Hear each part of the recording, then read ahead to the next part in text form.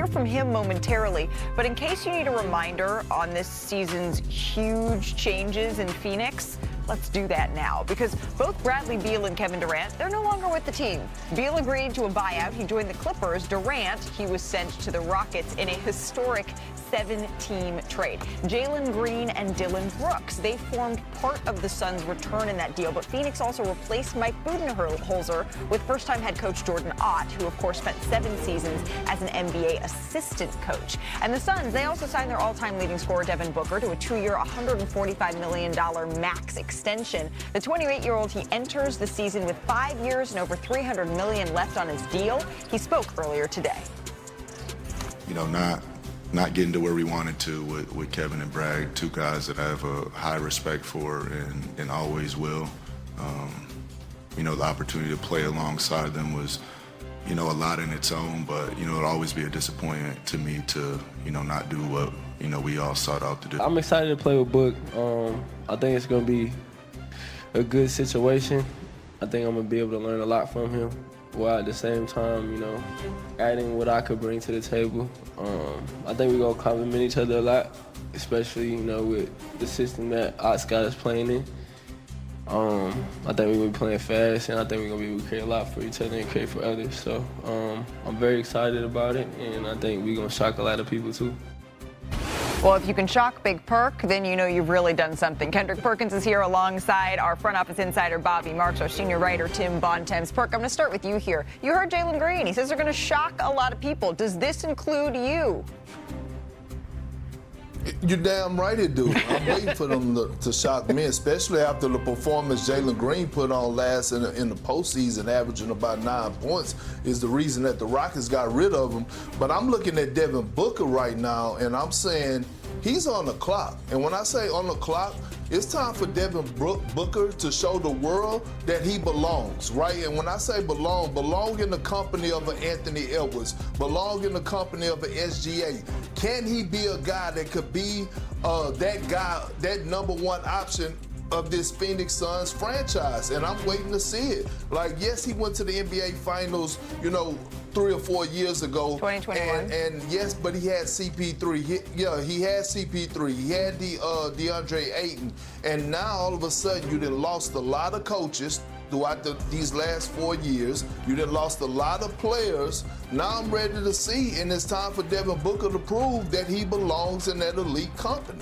So, Perk, you aren't the only one that would be surprised here, because young Mr. Bontemps, who is sitting to my left, he just finished up a new poll, right? ESPN's NBA Future Power Rankings. And in your findings, Tim, Bobby was also part of that. Bobby was a part of this as well. I just feel like when we hear poll, I think of Tim Bontemps spearheading the efforts here for us at ESPN.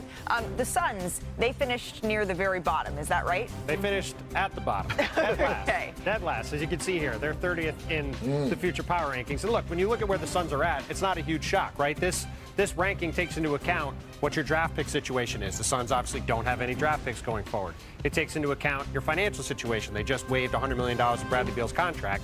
And it also, most importantly, takes into account your current talent level. Yep. And the Suns just lost Bradley Beal and Kevin Durant and replaced them, as Perk said, with Jalen Green and Dillon Brooks. Like, that's not an equitable talent trade, right? So while I think Perk's points about Devin Booker are fair, yep, there's a lot more problems in Phoenix than the state of Devin Booker's. I always appreciate the cheer that you bring to this set, Tim. Bobby, I didn't mean to dismiss you from the poll. It was you, it was Kevin Pelton, and it was Tim Bontemps. The state of this team right now, juxtaposed with what we heard at Media Day, is what? Well, I have good news for you Phoenix Suns fans out there.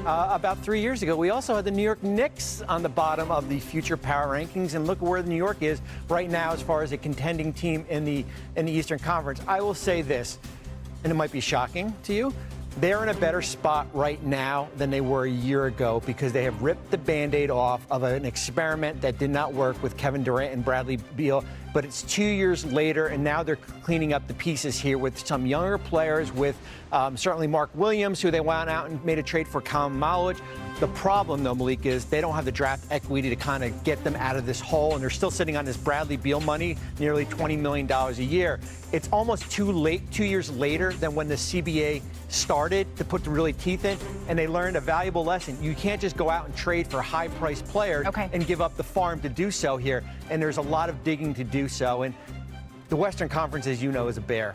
It is a bear to get into that top 10, and unfortunately, I think Phoenix is going to find the realization that they're just not one of those top 10 teams this year. So you talk to coaches and to GMs and folks around the league in the process of putting all of this together, Tim, and you hear from Devin Booker, of course, he has been loyal to Phoenix, and he loves this city.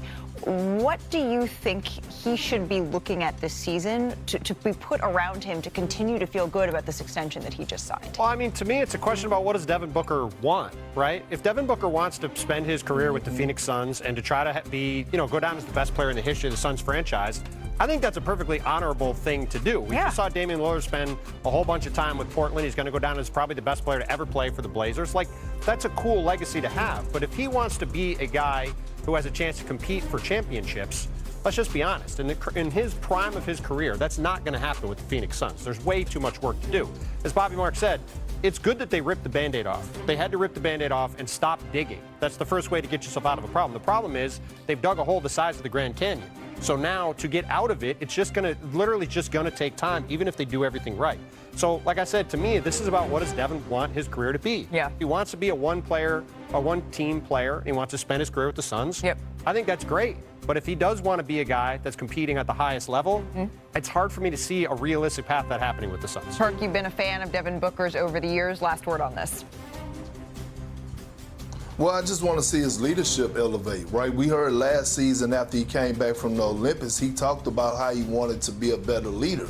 Well, we haven't seen that. We haven't witnessed that yet. And now, with him having the keys to it, not having any distractions, he have a nice young coach on the sideline. He have some guys that are going to be stars in their role. Obviously, they drafted well, getting a center, athletic big that could protect the basket, be a lob threat at the basket. It's going to take time for him to grow.